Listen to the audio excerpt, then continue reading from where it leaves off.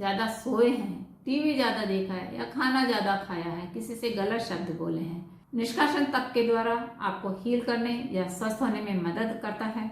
यहाँ हम ऐसी टेक्निक्स के बारे में जानेंगे जिसमें हम अपनी भूलों या गलतियों को किसी के सामने कहना और दिखाना नहीं है, लेकिन उन्हें निकालकर पॉजिटिव या अच्छा व्यक्ति बनना है। नमस्ते दोस्तों, मुक्ति में आपका स्वागत है। ओजस फाउंडेशन की ओर से मैं हूं आपके साथ Veena Gupta, as a pranic healer and trainer associated with AWG। ओजस व्यक्तियों के स्पिरिचुअल, मेंटल, फिजिकल वेलबींग के साथ साथ योगा, मेडिटेशन और हंस प्राणा हीलिंग जैसी सर्विसेज प्रोवाइड करता है। मुक्ति, रिफाइनमेंट ऑफ टैलेंट, निष्कासन तप के द्वारा आपको हील करने या स्वस्थ होने में मदद करता है। आओ हम सब मिलकर रिफाइनमेंट ऑफ टैलेंट्स के लिए निष्कासन तप करें। कहते हैं कि वीणा के तार अधिक कसने और ढीले छोड़ने से सही सुर नहीं बजा सकते हैं। उसी प्रकार किसी भी भाव, विचार या कार्य को कम या अधिक करने से जीवन सुव्यवस्थित नहीं बनता। हमेशा बीच का रास्ता अपनाना चाहिए।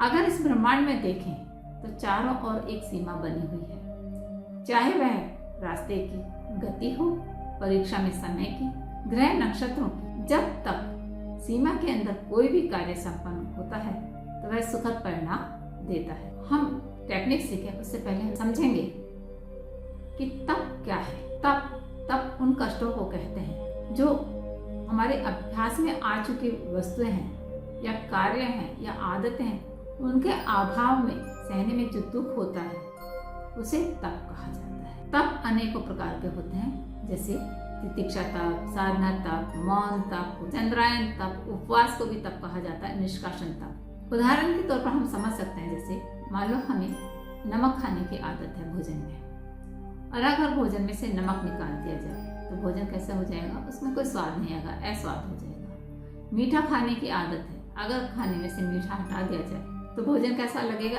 अस्वाद लगेगा, भोजन में कोई स्वाद नहीं आएगा। तो अस्वाद, ऐसा भोजन करने से उसको क्या कहेंगे, अस्वाद तब कहलाएगा। दोस्तों, कहते हैं कि कोई भी व्यक्ति दूध का धुला हुआ नहीं है।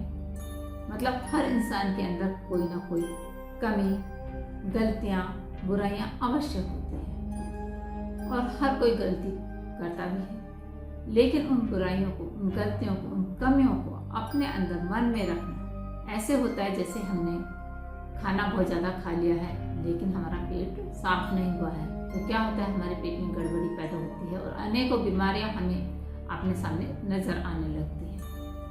ठीक उसी प्रकार अगर मन में बुराइयां भरी हुई हैं, हमने नेगेटिव थॉट्स और इमोशंस को ज़रूरत से ज़्यादा अपने मन में इकट्ठा कर लिया या थोड़ा भी इकट्ठा कर लिया लेकिन वो लंबे समय तक इकट्ठा कर लिया है, तो वो हमारे मन को भारी करती हैं और ये मानसिक बीमारियों के रूप में उभर कर सामने आती हैं। जो नेगेटिव थॉट्स एंड इमोशंस आगे बढ़ने से और खुशियां आने से हमें रोकते हैं, उन्हें बाहर निकालकर मानसिक बीमारियों से छुटकारा पा लेने में ही हमारी भलाई है। हमारा स्वास्थ्य ठीक रहेगा तो हम भी ठीक रहेंगे। यहाँ हम ऐसी टेक्निक्स के बारे में जानेंगे जिसमें हम अपनी भूलों या गलतियों को किसी के सामने कहना और दिखाना नहीं है, लेकिन उन्हें निकालकर पॉजिटिव या अच्छा व्यक्ति बनना है। आओ हम सब मिलकर निष्कासन तप करें। जैसा आप इस पिक्चर में देख पा रहे हैं कि एक व्यक्ति कुछ लिख रहा है। आराम से बैठें, आंखें बंद करें, पिछले दिनों के कार्यों को देखें। अपने सामने एक व्हाइट स्क्रीन की कल्पना करें, जैसे ब्लैक बोर्ड होता है, ब्लैक बोर्ड की जगह व्हाइट बोर्ड की कल्पना करेंगे और स्थूल शरीर के कार्यों को जो हम अपने मन में हैं, अपने विचारों में हैं, भावों में हैं, या जो हमने कार्य किए हैं, अच्छे हैं या बुरे हैं। जैसे मान लो किसी ने बहुत ज़्यादा धूम्रपान किया है या ज़्यादा घूमे, अति हर चीज़ की बुरी है, घूमना अच्छा है लेकिन अति भी बुरी होती है। ज़्यादा बोले हैं, ज़्यादा सोए हैं, टीवी ज़्यादा देखा है या खाना ज़्यादा खाया है, किसी से गलत शब्द बोले हैं, पेपर पढ़ा है, ऐसे अनेकों कार्य हैं जो कि एक समय से ज़्यादा हम करते हैं, अति जिसकी करते हैं या गलत तरीके से करते हैं या गलत समय पर करते हैं, उन सबको हमें उस व्हाइट बोर्ड पर, व्हाइट स्क्रीन पर लिखना है। मतलब लिखने की कल्पना करें कि जैसे हम अपने मन से निकालते जा रहे हैं और वो उसके ऊपर टाइप होते चले जा रहे हैं। तो अपने विचारों, भावनाओं में, सब में हमें देखना है जो भी कुछ गलत हमें लग रहा है उस सब को हमें निकाल के उस व्हाइट बोर्ड पर लिखते चलना है, टाइप करते हुए चलना है। अब इसी तरह से जैसे जब हमें उस बोर्ड को ऊपर कुछ दूसरा लिखना होता है तो हम क्या करते हैं, पहले वाले को रब कर देते हैं, मिटा देते हैं। तो आप अपने हाथ में एक डस्टर की कल्पना करें और उस व्हाइट बोर्ड को एकदम साफ कर दें, एकदम क्लीन, एकदम व्हाइट नजर आना चाहिए।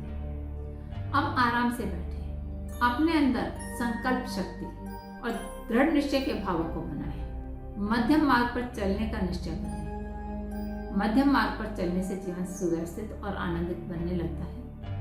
महावीर बुद्ध ने भी मध्यम मार्ग को अपनाने का उपदेश दिया है और इसे आप तब तक करते रहें जब तक भी आपको इसकी जरूरत है। जैसे सपोज आपने 10 घटनाएं लिखी और 10 में से आपको लगा कि एक तो मेरी पूरी तरह से खत्म हो गई, फिर भी थोड़े दिन हमें उसे और करना चाहिए, बाकी फिर हमें 9 के लिए फिर वापस कंटिन्यूस उसी प्रोसेस को करना चाहिए, या उसमें हमें कुछ महसूस हो रहा है कि हम इसे भी खत्म है, हमें अपने अंदर से करना है, इस बुराई को भी निकालना है, तो उसे भी हम ऐड कर सकते हैं। ऐसा नहीं कि जो हमने आज लिखा है उसे हम कल ना लिखें, कुछ नया लिखें हम, या उसमें हम ऐड ना करें।